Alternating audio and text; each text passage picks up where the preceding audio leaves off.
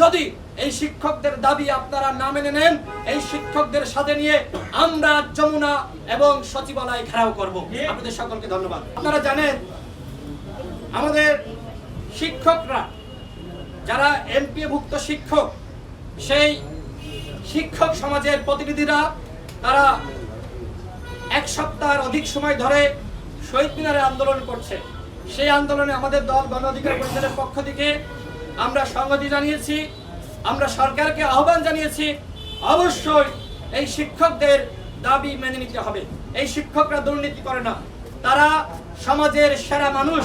সুতরাং আজকের এই সাংবাদিক সম্মেলন থেকে এমপিওভুক্ত শিক্ষকদের যে দাবি, সেই দাবি মেনে নেওয়ার জন্য সরকারের কাছে আমরা বিনীত আহ্বান করছি। শিক্ষকদের সাথে যদি আপনারা নয়ছাই করেন, শিক্ষকদের সাথে যদি আপনারা ফাত্রামি করেন, তাহলে কিন্তু কোনো উপদেষ্টার গতি থাকবে না। সুতরাং শিক্ষকদের দাবি অবশ্যই আপনাদেরকে মানতে হবে।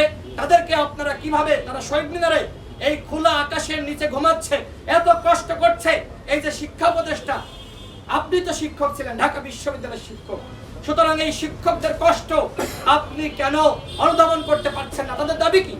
তারা বলছেন মূল বেতনের 20% বাড়ি ভাড়া দিতে হবে। অযৌক্তিক কোনো দাবি নয়। এবং তারা 1500 টাকা মেডিকেল সাপোর্টের দাবি জানিয়েছে। যারা কর্মচারী কর্মকর্তা রয়েছে তাদের মূল বেতনের 75% উৎসব ভাতার দাবি জানিয়েছে। এই দাবির প্রতি গণ অধিকার পরিষদের সম্পূর্ণ সংহতি রয়েছে।